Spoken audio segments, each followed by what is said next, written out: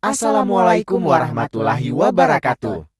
Perkenalkan kami dari kelompok 1 yang beranggotakan Muhammad Side, Siska Safitri, Fitriatun Nazwa dan Christian Milenia. Di sini kami akan menjawab hasil diskusi kami mengenai soal dari kelompok 6, yaitu komponen dan sistematika RPP.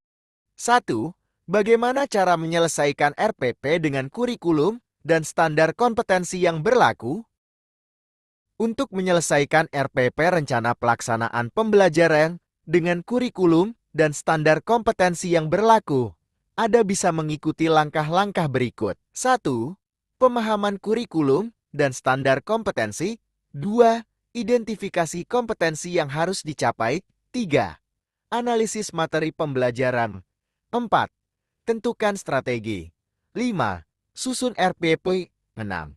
Konsultasi evaluasi. 7. Revisi jika diperlukan.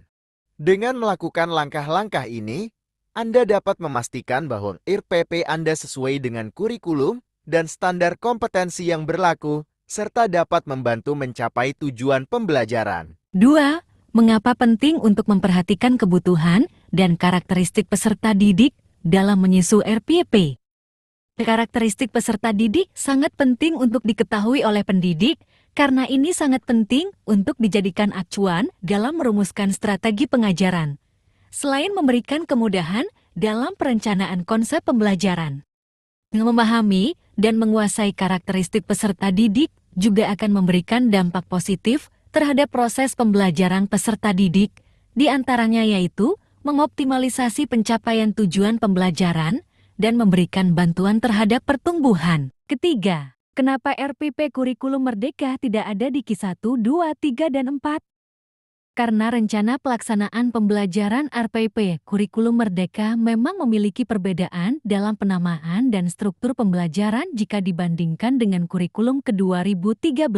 Dalam Kurikulum Merdeka, terdapat perubahan istilah dan penamaan pada kompetensi inti Q dan kompetensi dasar KD. Di dalam Kurikulum Merdeka digantikan dengan istilah tujuan pendidikan yang terbagi menjadi tujuan pendidikan umum TPO dan tujuan pendidikan khusus TPK. Sedangkan KD dalam Kurikulum Merdeka digantikan dengan istilah tujuan pembelajaran yang terdiri dari tujuan pembelajaran umum TPO dan tujuan pembelajaran khusus TPK. Dengan demikian, dalam RPP Kurikulum Merdeka, Anda akan menemukan penggantian istilah Q1, Q2, Q3, dan Q4 dengan istilah yang baru sesuai dengan struktur kurikulum merdeka. Jadi, meskipun istilahnya berbeda, konsep dan prinsip pembelajaran yang diwakili oleh Q1, Q2, Q3, dan Q4 dalam kurikulum 2013 tetap tercakup dalam struktur kurikulum merdeka.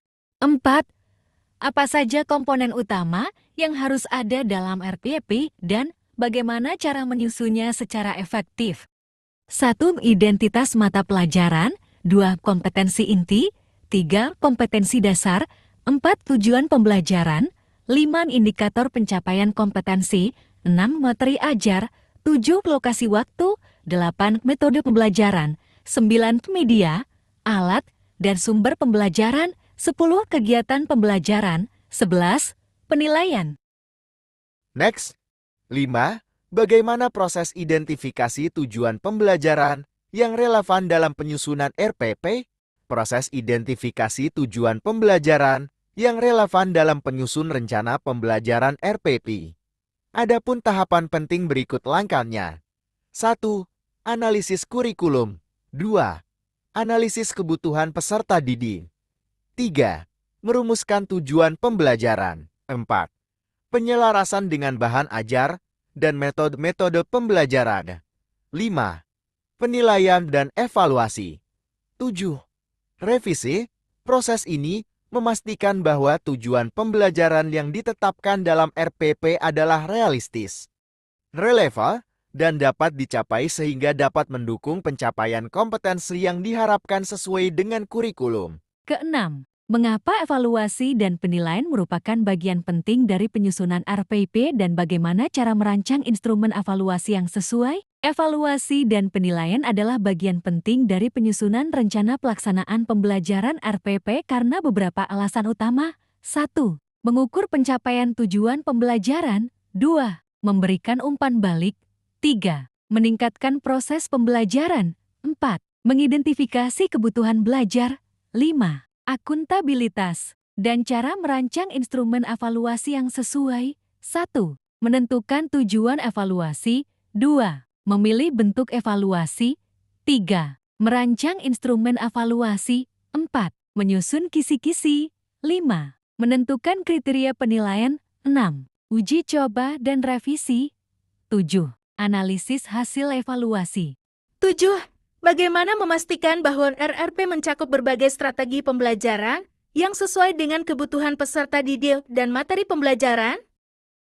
Untuk memastikan bahwa RPP mencakup berbagai strategi pembelajaran yang sesuai dengan kebutuhan peserta dan materi pelajaran, beberapa langkah praktis yang dapat dilakukan adalah sebagai berikut. 1. Analisis kebutuhan peserta. 2. Identifikasi tujuan pembelajaran. 3. Pemilihan strategi pembelajaran. 4. Diversifikasi metode pembelajaran. 5. Integrasi teknologi.